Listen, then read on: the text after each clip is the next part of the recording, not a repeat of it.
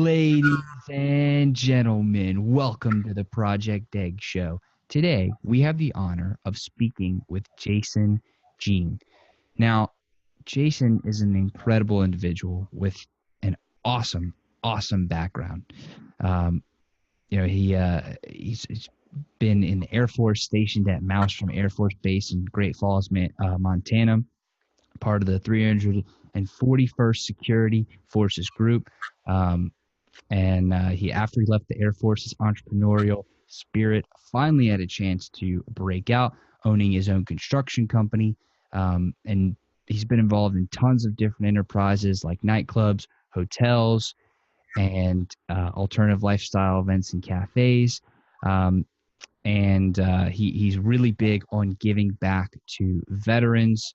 So he is now in the process of working with a roaster in Lancaster County, Pennsylvania, to start a coffee line.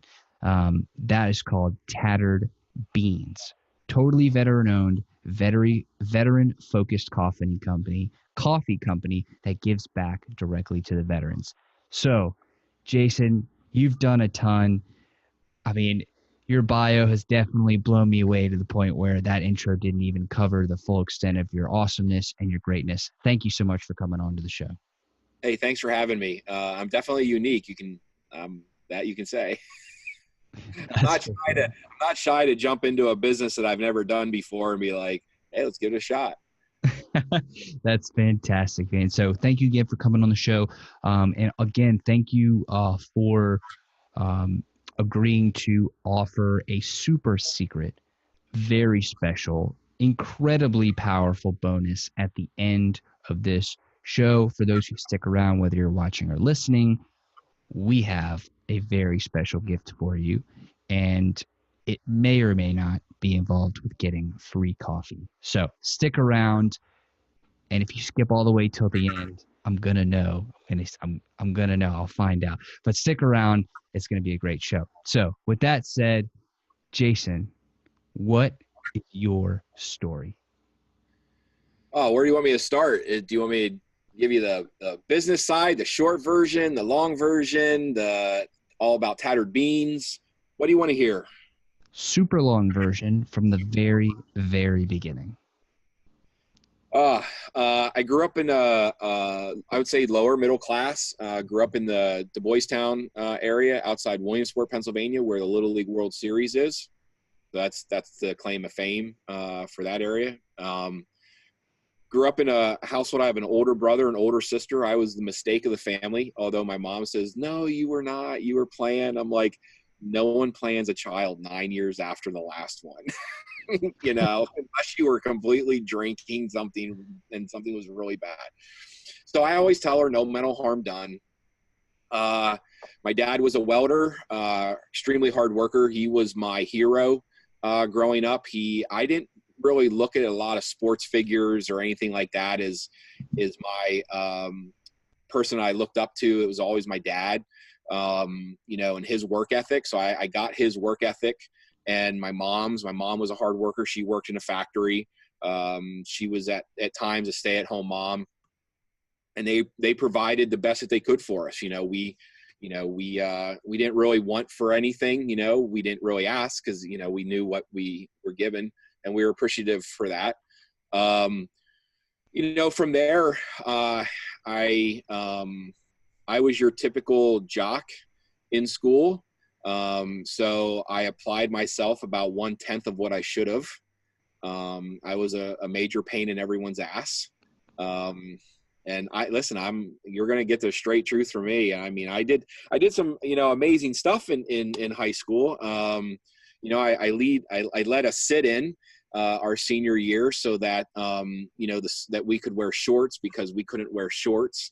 And so I had the whole school go to the auditorium and I got 3 days in school suspension for that. But hey, the school after we graduate, they can still wear shorts, So I was always proud of that. But, I had a couple of teachers that, really saw that I was a dreamer, so we had a business situation. So in our school, You could be academic, where for all the smart kids, business, were people that didn't really want to really apply themselves academically and didn't want to go to tech school. So I was in the business area. And so one of our projects our senior year was to come up with our own little business, and our football team was really good that year. So I went to the local distributor and I got all the little white football helmets that you get out of the gumball machines. And because our football helmets were white, and then I went and got little stickers and put little S's on the side and little blue stripes. And, you're looking at you're considerably younger than I am. So back in the day, mom and dad's car, the front hood ornament that, sticks up, that was generally bolted on, and that was the radio. So I replaced all people's, so I went and bought bolts and super glued them to the helmet. And then everyone had little South Williamsport football helmets on their cars. That was a business, and I was very successful at it, and I got a really good grade.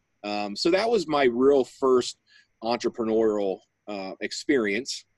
And then from there, I went to college for football, broke my ankle, came back home, went back to bouncing at the bar. And one night, after I got off work and a few bar fights, breaking them up, my dad said, listen, you need to get your head out of your butt, and you need to do something with your life. And there was the Air Force. So I went in the Air Force. I loved it. I loved the regiment. I loved the style. I loved everything about it. Went from there. I was a dorm chief down at Lackland. Went from dorm chief. I went to my tech school. I was red rope. So it just means you were the captain. And from there, I got stationed out in Great Falls, Montana. Blew out my knee, and I was given an opportunity. I wanted to be a lifer because I just loved the military and everything it was about. And unfortunately, with the destruction of my right knee, I was given the option of being a cook or admin. I couldn't go back to security police, so I was given the option of honorable discharge. And so from that standpoint, I had to, pass on, So, that's what I ended up doing. And I met my wife there, and which was awesome. And that was super, super cool. And 25 years later, and 2 awesome kids, here I am. And, so I've had multiple businesses, like you said, from, they started in construction. And I was able to fulfill one of my dreams. I wanted to be a millionaire by the time I was 30. And I reached that about 4 months into my 30th birthday, and then lost it, went bankrupt once, regained it back through my housing developments and that, and got into owning properties, and made it again. And then I had a really bad accident. I almost died. I fell 22 feet, broke myself in half. And from that standpoint, I broke my pelvis, had a spinal cord injury. At that point, I had went to my wife and said, I need to take some time off because, as a father, I chose the dollar over the family. And so I was kissing my kid's head at 5 a.m. when I was leaving, to go into the office, and, kissing them goodnight. And I wasn't really seeing them, and I was doing that for years. And so this was, I was given another opportunity. So from that standpoint, we took some time off, went down to Key West, lived there for a few years, which was amazing, I have to say.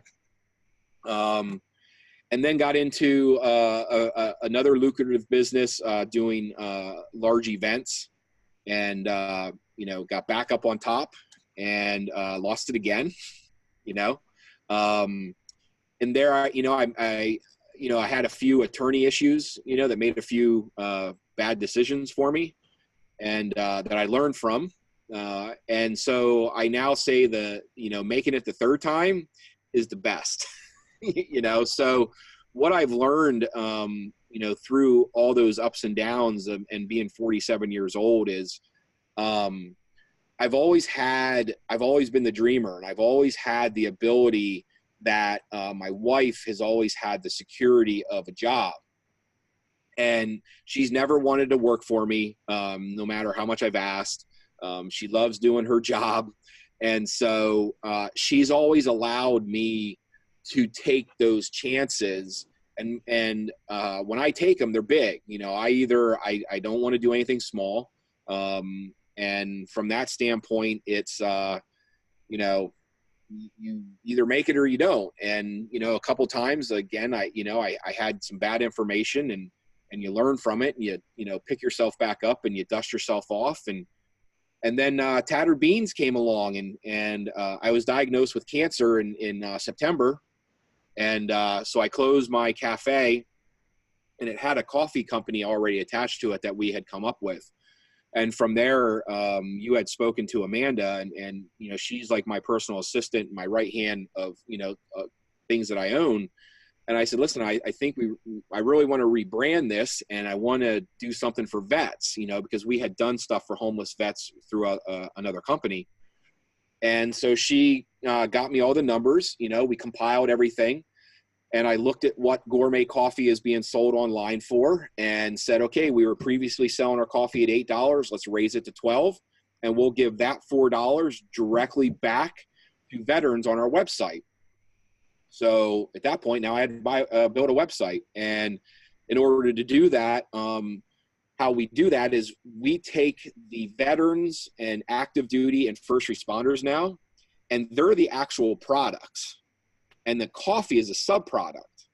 So when you come on Tattered Beans to buy your coffee because it's so good, you will physically pick someone to buy your coffee under. And then when you check out, that person that you bought your coffee under, they get direct profits sent right to them. And that's Tattered Beans. And that's my life in a quick synopsis. Well, that's incredible. And I'm unique. I've always said I'm very unique. I wanna jump back into your childhood. Yeah. What did it smell like? What did my childhood smell like?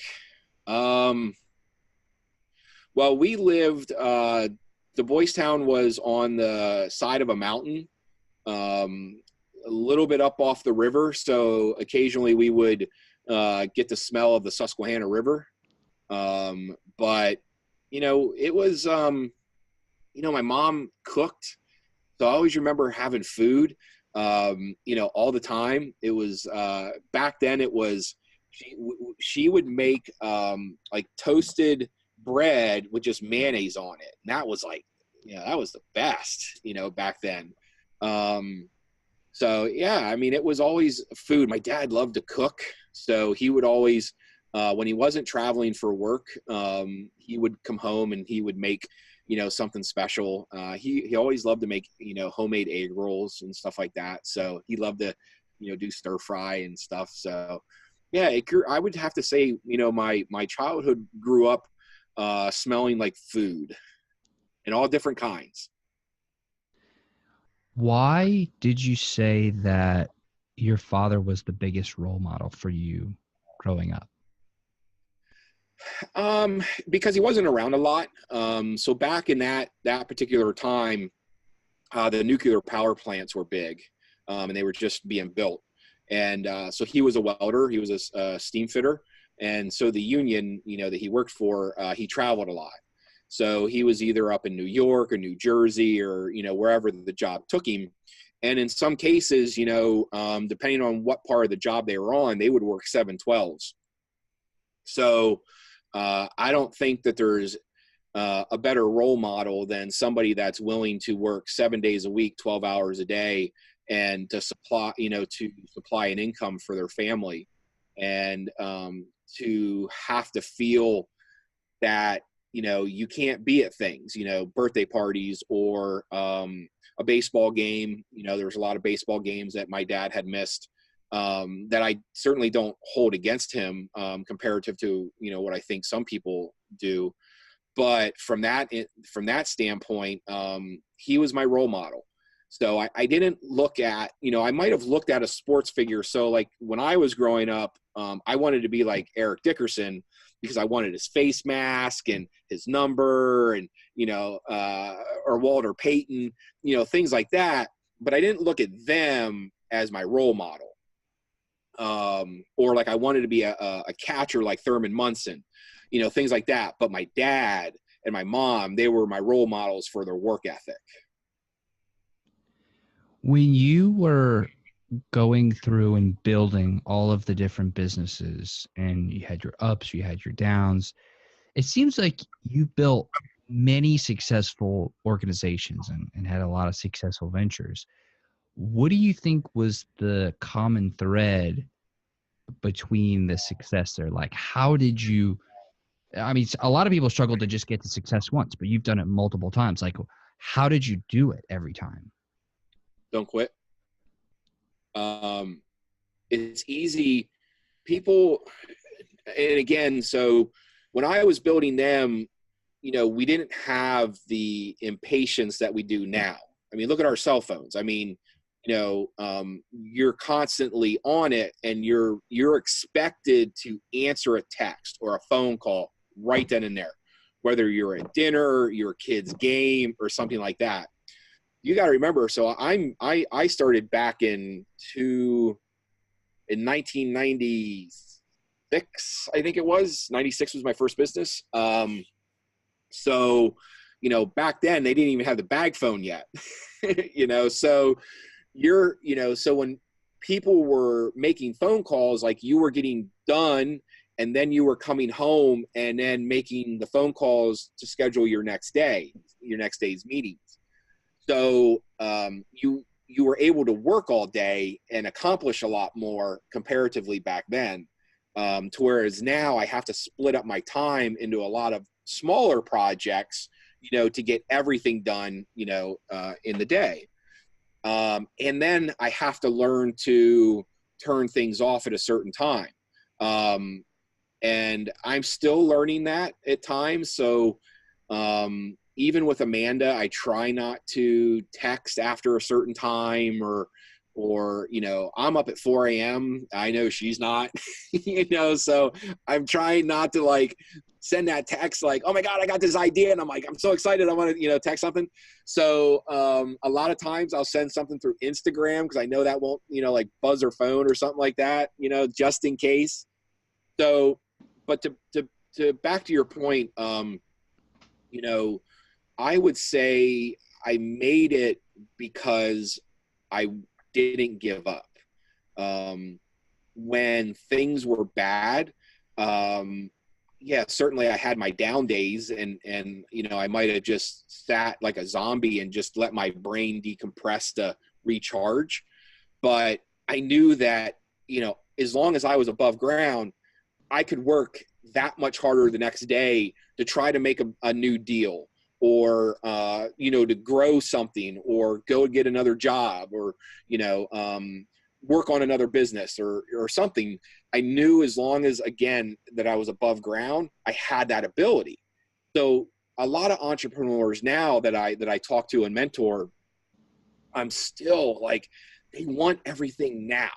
Like, and then they have to realize that most of the stuff on Instagram is so full of crap that you can't have this false vision of this person, and everyone's like, well, I want to be like this. Don't be like that. Be better than that. Like, be yourself, but be better, And I'm like, and that's going to take time, I bought my dream car, was a Maserati. So I don't know. Did you ever watch The Sopranos? Sorry, I really didn't. Okay. So The Sopranos, there was a one episode where there was this Johnny Sack got a Maserati, and I saw that and just fell in love with it. And I looked at my wife and I said, "That's my dream car." And I got it at 47, because that's when I knew I could just get it. I didn't have to worry about everything, and so I got it, and that was my my dream car. Well, when I try to teach the 30-year-old, my 30-year-old person is like, you got to give it time. You know, if it takes 10 or 15 years to be able to finally get that car, work towards that. You know, set your micro goals. You know, if that's your overall goal, set smaller goals in order to achieve that. And so I learned that, and you know, that's the advice that I give young entrepreneurs now is you can't expect to make it tomorrow. Like, it's going to take time. So now that you have really focused in on Tattered Beans, like what do you see as the what's the mechanism? What does it look like? How do things run? How did you get things up and running? Like, take us through the nitty gritty of the business. Well, I think, you know, so I'm not big on business plans because that's, at the end of the day, it's just, you know, words on paper. I do more of an outline, you know, so I can see the structure. I can move things around, you know, as I need to. Nothing's set in stone when you know, you're a business person. Like, you got to be able to roll with the punches. And for Tattered Beans, I had, you know, it's never been done. And people are telling me that, and I know it wasn't because I researched it. It's a completely different animal that I'm doing. Whereas we're physically giving cash back to people that people are shopping under. You know, they don't, you know, so you look at all the multi-level marketing scams out there, you know, wrapping saran wrap around your belly and telling people you're going to lose weight. And oh my God, I can go on and on and on. But those people have to physically invest in product, and then they have to try to resell it. With us, with Tattered Beans, those vets, active duty and first responders on the website, they don't have to buy a thing. I'm giving them a free way to make money. They don't have to buy any inventory. They don't have to do anything. They get a link. You can post that link wherever you want. Tell as many people, go to this link and buy coffee under me, and sit back and collect money. Because for me, my thought process is in that specific arena, they're very underpaid. And I knew it because I was one at one time. And I have friends who are in the first responder and active duty arenas now, and they're very underpaid for what they do. I mean, you look at your firefighters and police officers and EMTs and the amount of hours they work and overtime they work and putting their lives on the line. And an EMT, if I'm not mistaken, is making anywhere from between $16,000 to $19,000 a year. People at McDonald's are making more than that right now, and they're serving a burger, you know, and usually wrong. So let's be honest, you know, with Tattered Beans, I can bridge that gap a little bit, and not a penny comes out of their pocket. So I think from that standpoint, it's, you know, figuring out my outline and what my overall objective is. So my overall objective was getting money back to vets and active duty and first responders. So now I have to say, how can I do that? Well, I know that I don't want to invest a ton of money into warehousing, brand new roasters, and teaching myself how to roast. So what's the next easiest way to do it? Well, I'll go find a roaster who's been very successful and who's willing to co-package with me. Then you sit down, you negotiate, this is what we should be able to do a year. You have a pricing structure set to whereas it will fluctuate, you know, so that as our numbers go up, their numbers go down, so that, you know, more money it can flow our way. So once you get that all in line, then you have to then figure out, how am I going to sell the product? Well, I have to build a website. How am I going to build the website? So I have it in my head on how it should work. Then you have to go find a platform that can make your dream come true. And then comes the marketing portion of it. And that's the toughest part, at least for us, because we're dealing with people who, from an ego side of things, are very strong people. So they don't ever want to let on that they're hurting or they need help or anything like that, because they're strong people mentally in that. So from a marketing standpoint, we have to explain to these people, like, listen, yes, it's a donation project for us, for, you know, the way we describe it in the company wise, but it's a business to you. Like, this is an income to you. So we have to re-educate our consumers and our participants that this is a business, you know, for them, and they can make money off of this. And once you get that and you put it all into a bowl and mix it all up, it turns out to be a pretty good little dinner that you can put together, you know? I mean, because everybody enjoys it.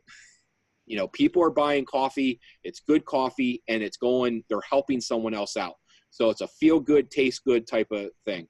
The people that are receiving the money, you know, from it, you know, again, it's maybe coming at a time where, you know, maybe it will be Christmas, when Christmas comes around and people are buying coffee, and the next thing you know, we're cutting checks for, you know, a couple $100 extra. Well, that buys Christmas presents, or, you know, maybe it buys snow tires, or pays an electric bill, or, you know, buys the Christmas trees, or maybe it buys a dinner out with the family that normally they wouldn't have. So it's a whole lot of goodness, you know, going on.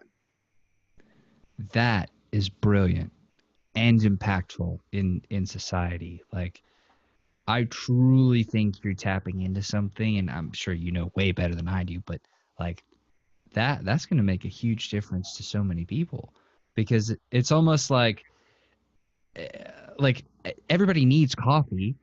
And I mean, you know, veterans who deserve the world for doing so much for, you know, normal people like me. Like, I'm incredibly grateful, and to have somebody that I know be like, hey, you know, great coffee, it's for a good cause, and I actually get, you know, I get like support me, you know, through this. Like, that's brilliant. That That, is that is brilliant. So let's say somebody's listening and watching right now, and they're like, okay, just from a business perspective, like, that's a brilliant way to model, because you're almost you're almost incentivizing the people you're working with, like your partners, the veterans, to share, and it's like a viral effect almost. How can they add that into their business? Like, how do you incorporate that, more of that, into your own business? as far as them, well, a lot of these men and women, you know, they're not business owners. So we're educating them. I get a lot of DMs with, hey, I just signed up, you know, what should I do with my link now? And how do I track things? You know, so I'm giving them ideas. You know, in that aspect, you know, it's about, you know, going to work, you know, talking to your friends, your families, you know, people that, you know, drink coffee, who aren't going through the drive-through, who make it at home. You know, like, talk to these people, like, you know, now I'm a very, you know, outward person. So I just go up and randomly talk to people. Like, if you look at my Instagram, you know, I openly just go up to talk to people at the gym and take a picture with them, and, you know, tell their story. And so for me, like, I love talking about something that I'm passionate about. So we try to get those people as passionate about it as we are, so that they can go out and they can sell it. And I'm very honest, like, we are a for-profit business. And the reason we are is because I don't believe in the 501c3 model in all aspects. It does some really good things, and there's some really great organizations out there. But for me, for what we wanted to do, I would rather be more transparent and say, listen, we sell a bag of coffee for $12. 4 of it goes right to the vet or whoever you bought it under. We take $1. That's what we run the company on. We run it on $1. The rest is all based, you know, all associated with cost. So if we can, if we sell 1 million bags of coffee, which we will, that means the company would have made $1 million, and I gave 4 million back to veterans. Pretty good deal. And I wonder why more Fortune 5 companies don't do that. It baffles me. because I know of a coffee company that could easily have done something like this, because and they have what 30,000 kiosks or stores or whatever. Why aren't they donate $1 back to this or that? And they don't, because it would make some of their people mad. So it's easier for them to say like, well, we donate to this organization and only a percentage of it goes. So it's just a different business model. At 47 years old, and when you have cancer, you generally don't have to answer to anyone else other than yourself. So I get to do what I want to do. And if I choose to run my business the way I run it, and give back the amount of money that I give back, well, then guess what? It's my business. So if somebody's thinking like, this is amazing, I definitely need to be getting getting involved, doing something to help, like how can somebody help your business, work with your business to do more for veterans? Well, I love, if you look at our website, like I love working with other veteran organizations and veteran owned businesses. So we love partnering up and promoting other people. Like we just signed on as an ally this craftsman who builds these incredible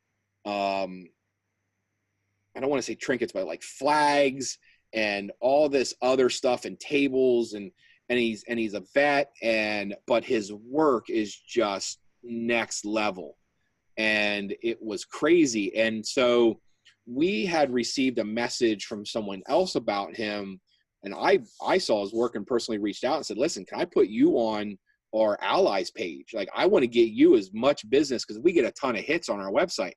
I said, I want to get you as much business as possible. Like, I'll put you on our Instagram. We'll put you as on our allies page. Like, you don't have to buy any coffee from us or anything like that. Like, I just want to help you. And so we've been very successful with that. And we're starting our own blog to feature other veteran-owned businesses that we work with and tell their story. That's one positive way that we can help other vets grow their business. And because again, man, I'm so much older than a lot of them.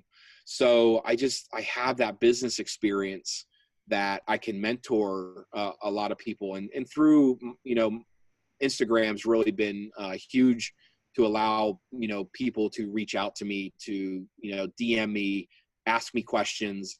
I was just, talking to a young vet the other day, and he's telling me, oh, I got this business. I got this business. I got this business. He goes, I'm so busy. And I'm like, well, being busy isn't it good? You want to be making money. So I would probably dump whatever business isn't making you money, because it's just dragging you down. And he texted me, he messaged me like 3 days later. And he said, yep, I dumped this business, and oh my God, I got so much time to focus on the one that's making money. Thank you so much. And I was trying to divide my money up, and I just couldn't get my t-shirt thing off the ground. And, I was spending so much money because somebody would buy a couple t-shirts and I would run out of that, but I'd have to buy another 50, to bring the cost down. And, so it was really good to hear, that giving that advice, really helped. So let's take a business like Project Egg, Okay. right? And we have the show, published content, hopefully to attract people back to the website, where I can provide more value, by giving extra content. And then, if there are a few products on the store, but a lot of the revenue comes from the advertising and building the list, right? Yep. So how would you add in because it seems like one of the foundations of what you're doing is having a for cause element to the business. How would you add that into Project Egg? Like how? how would you bring that cause to Project Egg? Well, you have to, what are you passionate about? Entrepreneurship and personal development. So, that's a pretty wide spectrum of things, because there's a lot of, even I have a life coaching background, and so everything on Instagram is motivational. I'm going to copy this motivational thing, and I'm going to put it in my story. I'm going to put it on my page, and I'm going to tell everyone I'm so motivated, and they're broke. And so where can you monetize this motivation, we'll say. And from there, you have to find something that you're passionate in. And so you're very young. So when you would talk to someone of my age, I would look at it like, what do you bring to the table from that aspect? So you would really have to pitch me really hard on what experiences in life that you have gone through that could help educate me. And the difference between myself and other entrepreneurs is that I have learned to set my ego aside. And so whether I'm talking to someone in their 80s or someone in their 20s, I'm still going to sit and listen. And I'm going to learn and something from that person. And maybe it's something from the 80-year-old that's like, save your money, for a rainy day, or something that's so old school. And the 20-year-old that's a new entrepreneur is definitely going to teach me something that's probably more internet driven, marketing, what social norms are changing, and things like that maybe I don't follow as the 47-year-old. Certainly you guys are more up on, new apps that are out and stuff like that. Hell, I can barely even get my iPhone to do some of the things it's supposed to do, because I don't focus on that. And that's, and as an entrepreneur, I admit that. So I try to circle myself with smart people like yourself in those arenas. And then I bring what I'm great at in my arena. And then we go over on this side too. And we try to mold those all into one, perfect, scenario. And so from your aspect, it's trying to find your niche. It's trying to find your niche that everybody's trying to do. And from there, find what you're great at. And that's what you really have to pitch. Because too many young entrepreneurs think they have to, they're throwing a million different things at the wall. And, that's not necessarily how you're going to find success. It's throw it at the wall because that's what you're passionate about. Because if you're passionate about it, you're going to know everything about it. Like, you're going to know that business inside and out. And then other people, you become that guru that people go to. But the problem is people don't do that. Because they want the most successful podcast right now. They don't understand it's going to take 174 shows, or 252. They don't understand that it's going to take a ton of time of editing it. They want to pay someone to help edit it because they're busy. I've got meetings, oh my God, that kills me when people say that. I've got meetings. Really? What's the meeting about? Because let me tell you, I'm successful, and I take a lot of phone meetings, but I'm not in sitting down, just shooting the breeze. Like, if we're going to sit down, my time is very valuable. So I will tell you, like, if you want to go have a beer, which I don't drink, and I'll drink water, but if we want to go and in that arena, then I'll know what that type of arena is set at. This meeting, I know what this meeting is about. So people, unfortunately, take a lot of meetings that are just fluff, but, quote, they're taking meetings. So I would say take more meaningful meetings and get rid of the fluff. So it seems like for people who haven't quite found it. They haven't quite found the success. They haven't made it yet.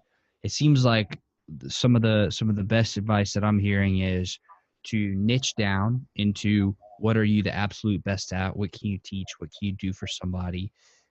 Stop taking fluff meetings. Like take really take responsibility of for the value of your time, and then find a way to work with other people to leverage both your strengths and their strengths to build partnerships that will help you flourish. Is that kind of what you're saying?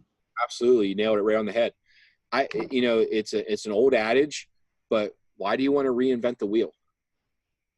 Listen, the chance of everybody wants to be the next Bill Gates. They think they're going to be the next big internet star. And I equate it to my youngest daughter's Division I field hockey player. And you look at a Division I athlete, and they're 1% of college athletes. 1%. NFL players, less than 1% make it to the NFL. Less than 1% make it to the big leagues in any professional sport. How many billionaires are there in the world? How many, so see my point? So your chances of getting to that level is like winning the lottery. It really is. So that's fine if you have that as your main goal. Like, I want to be a billionaire. Make that as your main goal. But dude, you better have a whole bunch of micro goals, that you need to achieve to get to there. But here's the problem. No one makes those micro goals. So they start a business and they say, I want to be a millionaire. But they don't realize everything that takes in the middle. And so when the first setback comes, they quit. The majority of them quit. First time they get someone, life socks them in the face and business socks them in the face and they're laying down and they're holding their belly. A lot of them don't get up and dust themselves off. And that's the saddest part, because if they would have set smaller goals to get to that main goal, that failure wouldn't have been so bad. And they would have dusted themselves off and would have made to the next goal, because they would have realized that, hey, this is just a setback. I can keep going. And a lot of them don't, and that's probably the saddest part that I run into with a lot of business people is like, listen, don't give up, and check your ego sometimes. I get that a lot. With these younger, especially on Instagram. I've had to educate a lot of people, who call themselves influencers. It's like, dude, you're broke. Like, it's great that you have like a couple 100,000 followers, and you're comparing your followers to my little bit of followers, and you're thinking like, oh, I'm better, but see my point? So it's really checking your ego at the door too. And once you think you're too big to work with the smaller guys, then that's when you've lost it. Like, don't ever forget where you came from. And that's, at least with me, I love giving young people chances to become an entrepreneur. I invest in a lot of young people. I get burned a lot, and it happens. And so again, in those situations, it doesn't scare me off to, dump another 40 or 50 grand into another young person to give them a shot. But my attorney might, word it a little different, the next time. But it doesn't scare me to not invest and keep going, and hopefully giving someone else the ability to live their dream, or their passion, and backing them and giving them the mentorship to grow.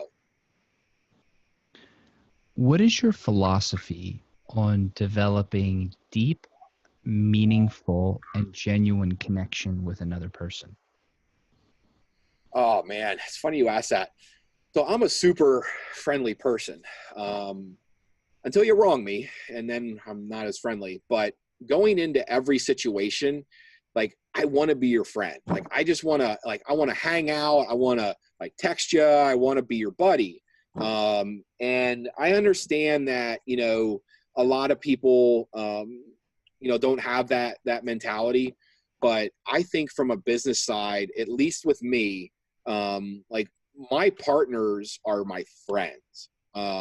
Like, and I would be there, you know, I'd take a bullet for them. I would, you know, they ever call me, like I'm there. It's not even a question.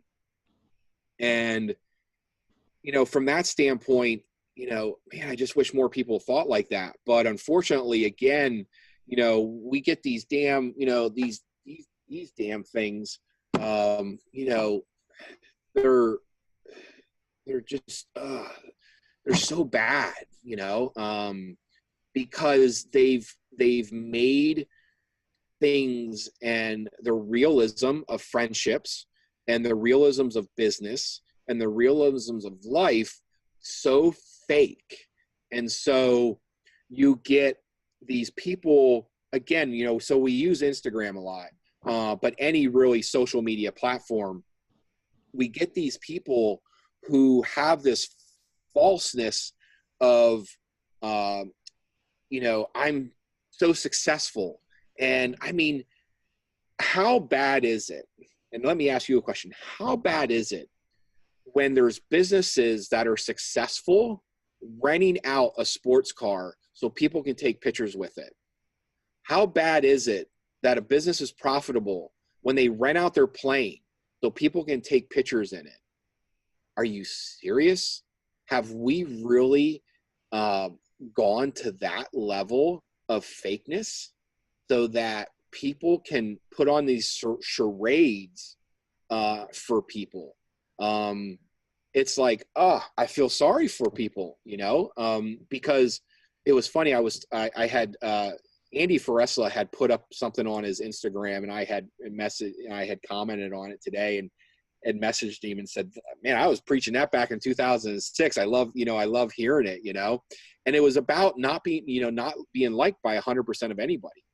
And I've been preaching that to, you know, so long, you know, and that I stopped. I stopped when we would move to a new town and maybe I have too many tattoos or I didn't own a business that people agreed with. And I got sick of wanting the Joneses. No offenses to any, you know, real Joneses out there. It's just a fake name. I got sick of the Joneses, you know, putting up to see if I, you know, if they're going to like me or not, only to be talked about by the Joneses behind my back. So I stopped caring. And man, when I stopped caring, man, life was really easy. It turned out to be really easy. And so all the young entrepreneurs, I would say, you know, just be yourself. I mean, I would rather, as a business person, have someone come up to me and say, listen, Jason, I'm really good at this, but I haven't had a chance, but I could help you with this. And I would give that person a chance over someone I would catch being fake. And I tell people, like, I'll give you an example. Somebody had pitched me, they wanted to do my internet marketing. And so when you pitch me, man, you better have all your ducks in a row. And so he pitched me, and I said to him, I said, well, you know, thanks for the pitch. I said, but did you do your research? And he said, yeah. And I said, really? And I'm very brutally honest. And I said, well, I'm going to tell you you're full of crap. I said, because right on my Instagram, which is open, you would have clearly saw what this particular thing that you wrote in your email, we don't do. I said, so you didn't do your research. And for that, I can't work with you. And so I had to call my friend back who had you know, mentioned about him.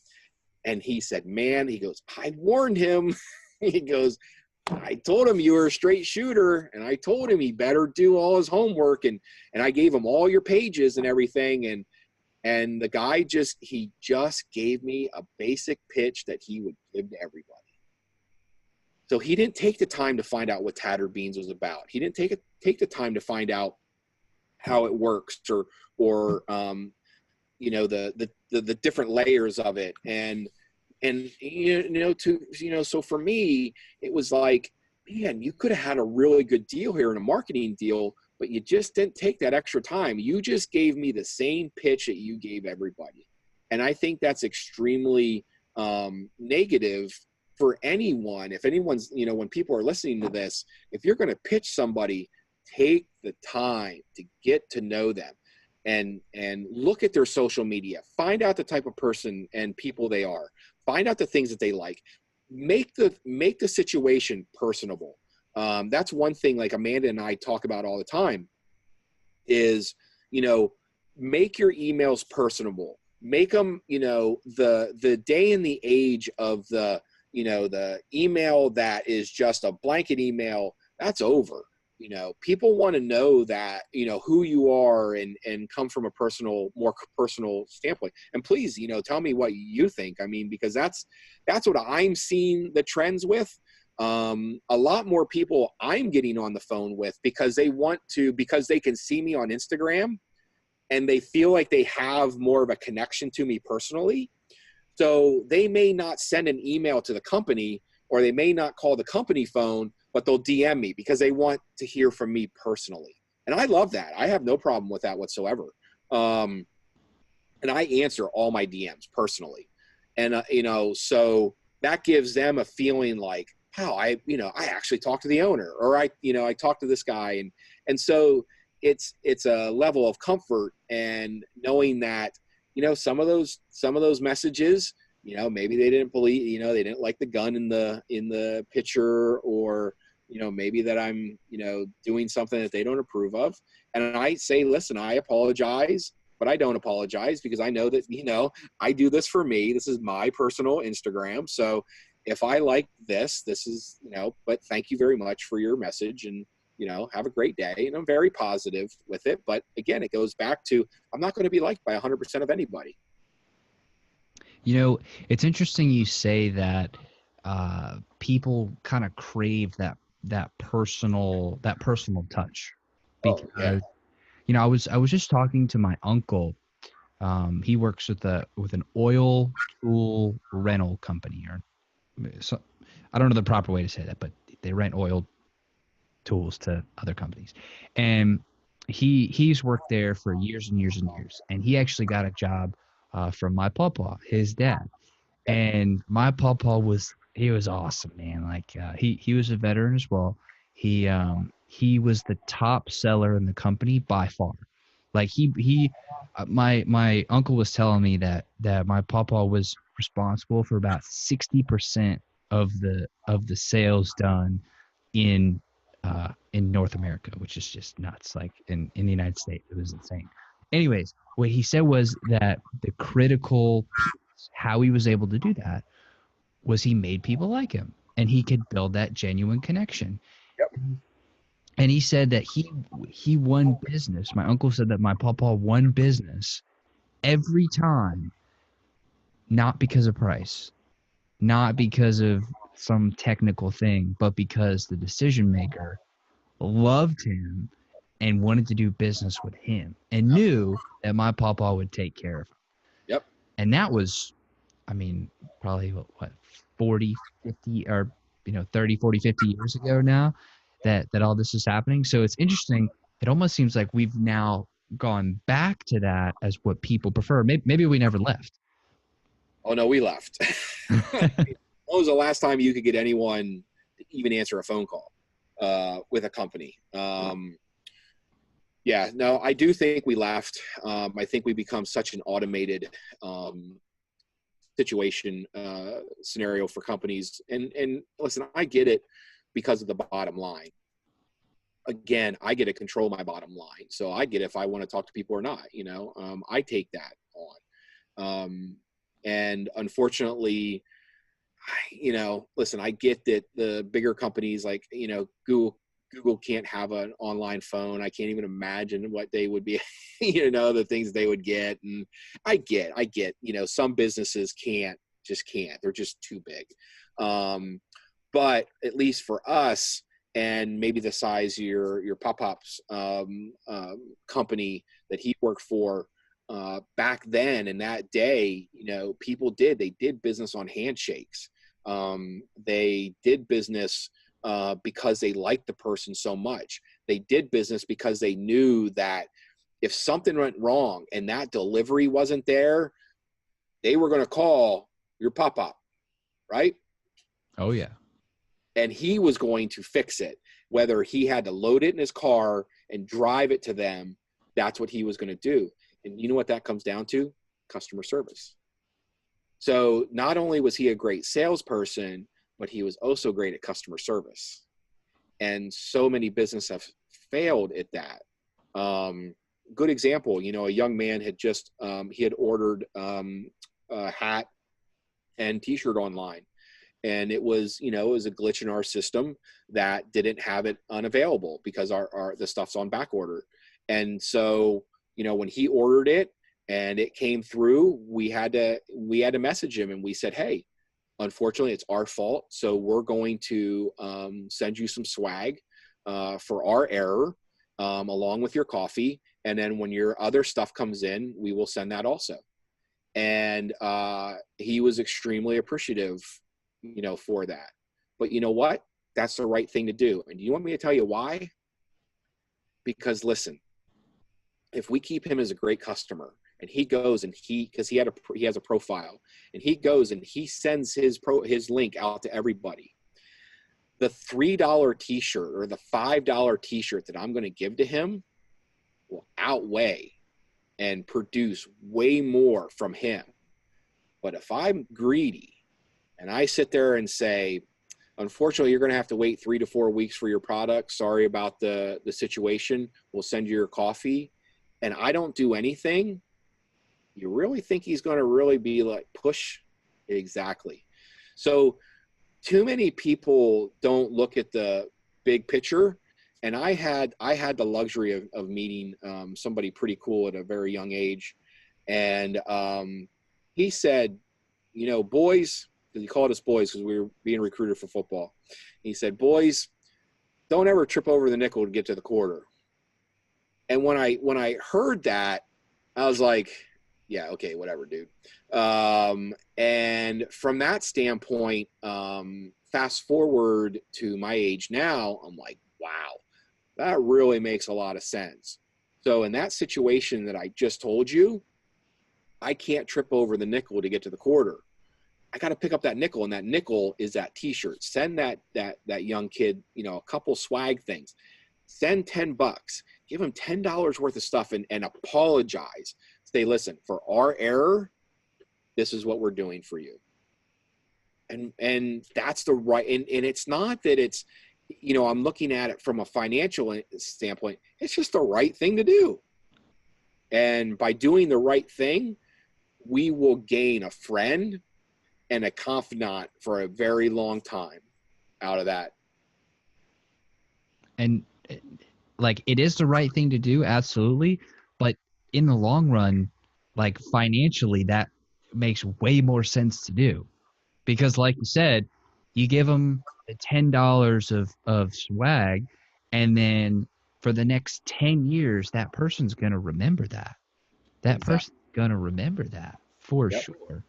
Yep. So, man, I'm so glad that you said that, and I really do appreciate the time that we've been able to share on the interview so far. Thank you. I want to thank you. Just have a few more questions for you, then Yeah. we'll wrap up and we'll give everybody their freebie. All So, right. I want to know, what is your greatest theory? My greatest theory. Wow, that's a good one. Work hard till you die. I guess that'd be a saying. My greatest theory. Oh, you stumped me. I don't know. What's your greatest theory? Well, my greatest theory is that there's nothing distinguishable between people like us and somebody like Elon Musk or Mark Zuckerberg, that we can do literally anything that we want to do on the planet because we have the same 7 billion people on the earth to do it with. We have Yeah. the same 24 hours in a day.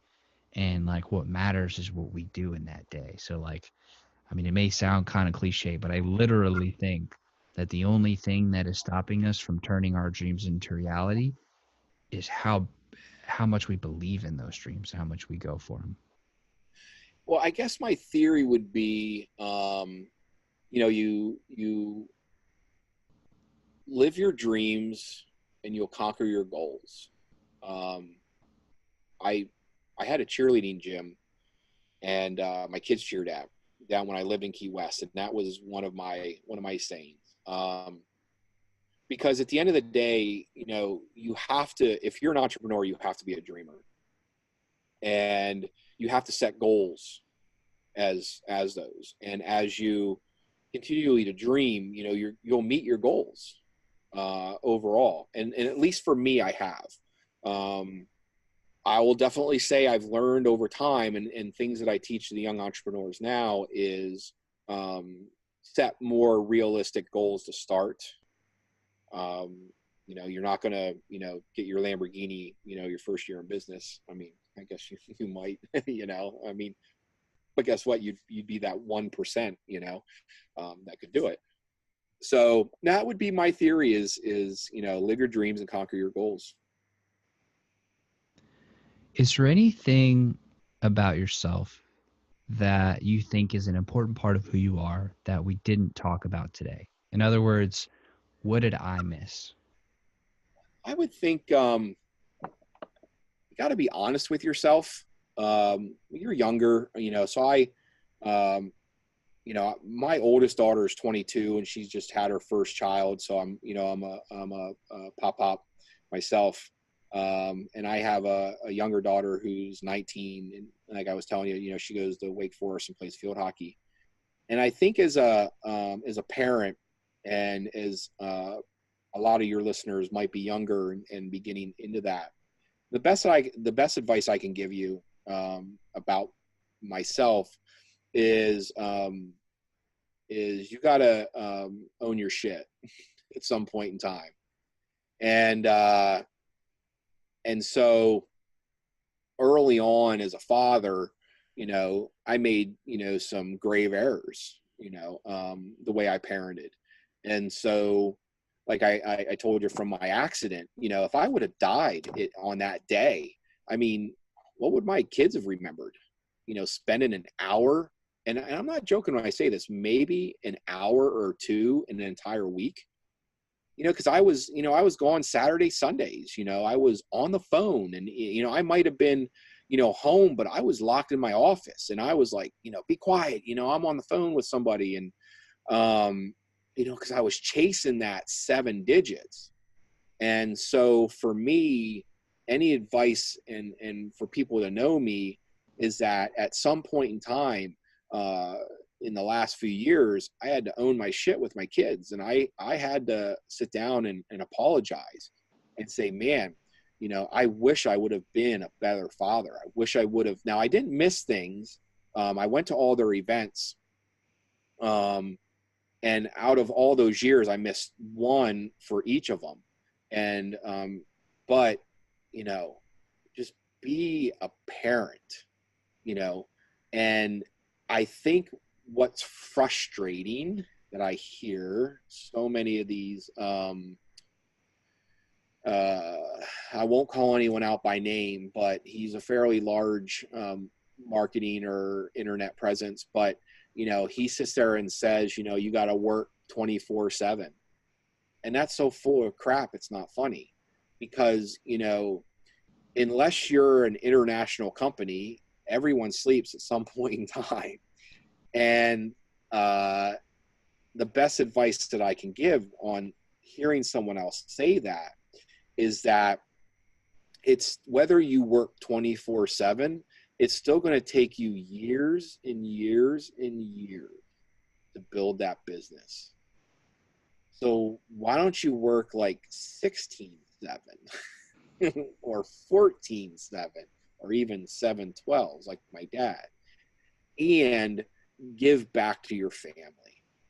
So what I've learned to do is I do work 16, 18-hour days, but I take pockets of time throughout the day. And whether it's, if my daughter calls, I take the call, unless I'm on your podcast, and then Amanda takes it and says he'll call back. But no, in all seriousness, take that call, take that lunch with them, take that 1 or 2 hours in that day. You can still work 18 hours, but take that 1 or 2 and give it to the proper scenarios that you're supposed to.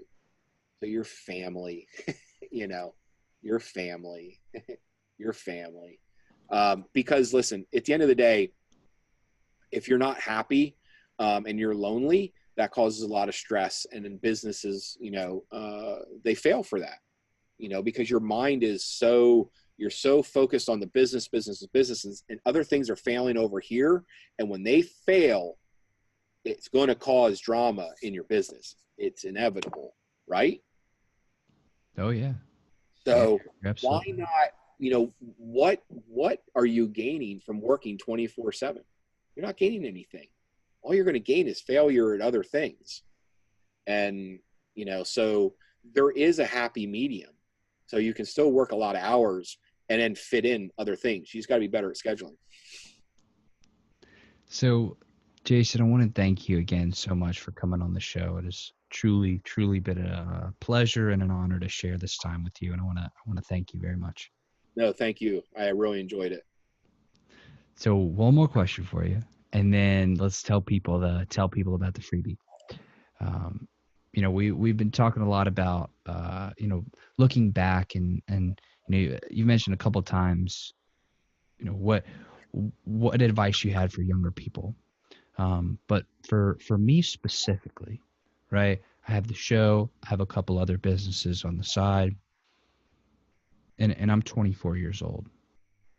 What should I be asking you, somebody with your experience, with your knowledge, with your on your journey?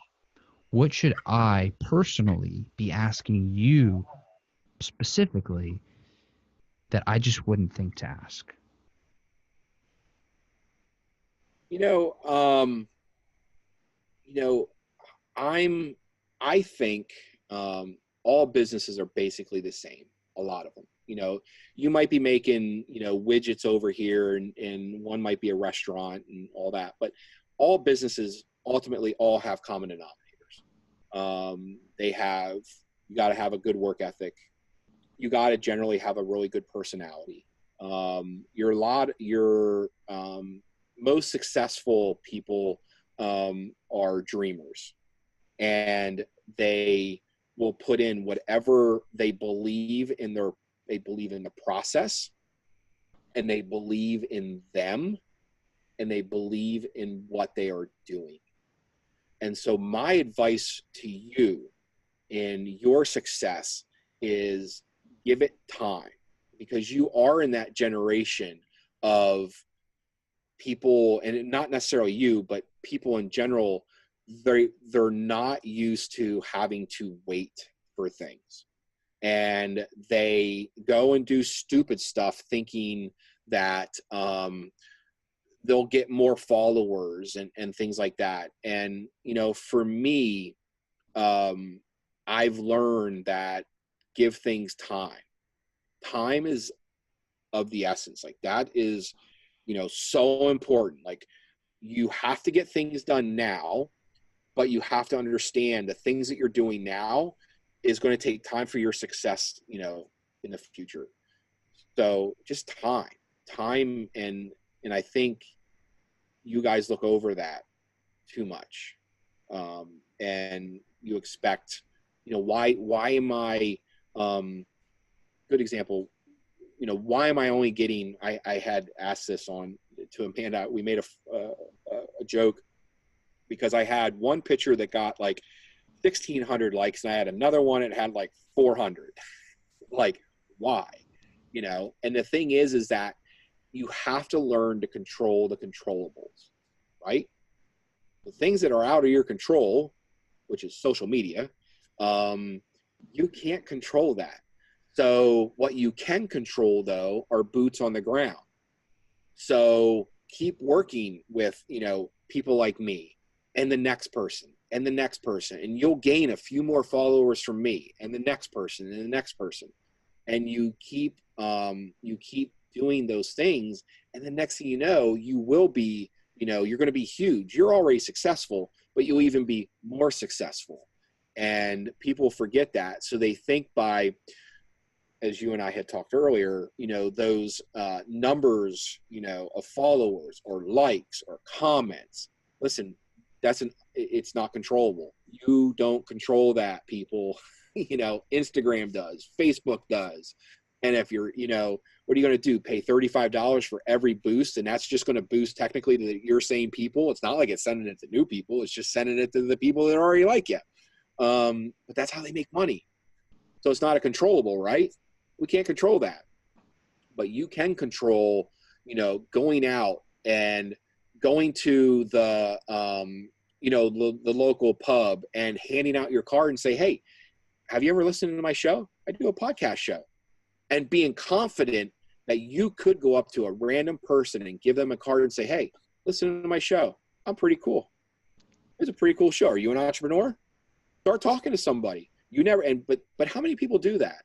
How many people randomly go up to a random stranger and say, hi, I'm Jason, and I own Tattered Beans.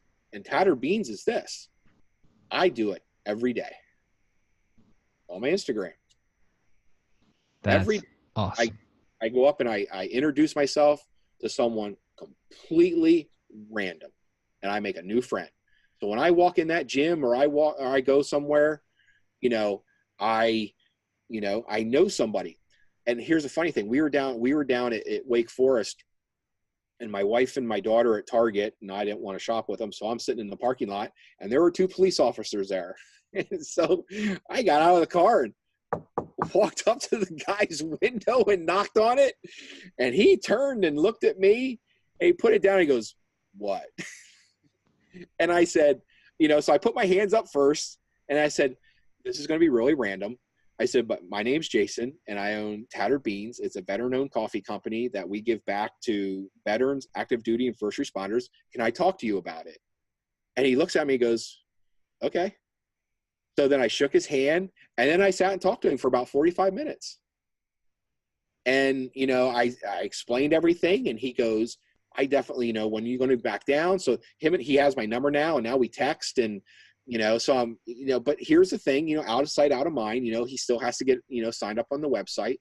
But how many people are confident in themselves to just randomly walk up to people and say hello?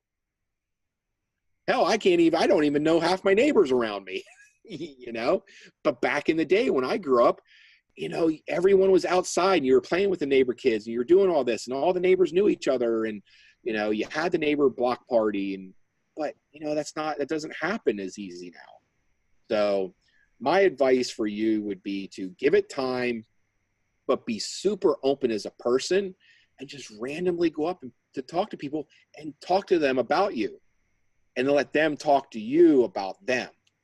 And then you make a new connection, a new friend. And you know what? You never know where that will go. But if you don't ask, you don't know, do you? Dude, that's awesome advice. That's cool. That could almost be like one of those challenges, like meet one new person every single day. Go introduce yourself randomly to one person every single day. Yeah. That's awesome. Yeah. That's awesome, man. So again, thank you so much for coming on the show. To everybody who's watching, listening, thank y'all so much for sticking with us the whole time. And if you skipped from the beginning, I see you. I know that you skipped all the way here. It's all right. I still love y'all too. So now I want to tell y'all about the super secret, extra special, bona fide, never before on this show seen special thing. Jason, you want to tell them what it is? So listen, because he is so awesome and had me on the show and let me talk and ramble on and about Tattered Beans in my life, we're going to do a promo called Project Egg. And so when you buy a bag of coffee under one of our vets, active duty veterans or first responders, we're going to, and you put in the product code, Project A, you're going to get a free bag. That is awesome. So you're saying buy one bag of coffee, support a veteran, get a second bag of coffee totally free. Yep. That's cool. Thank you very much for that. So if y'all want to go and pick that up, which I highly, highly encourage you to do, head on over to projectdig.co/Gene, as in Jason's last name, Gene, Jean, projectdig.co/Gene. Go grab your free bag of coffee. Buy one, get one, totally free, supporting some veterans, being awesome. Thank you so much, Jason. Thank you to everybody who's listening. Let's change the world. Thank you. Hey, y'all. Ben here. Thank you so, so much for sticking with me all the way till the end of the episode. Now, it means a lot that you're here, but I want to ask you to take it one step further and head on over to iTunes, leave a review, and subscribe to the show. Please, please, please go to iTunes, write a review, and subscribe to the show. That's what helps us move the needle forward and reach more people. Thank you very much, and I'll see you on the next episode.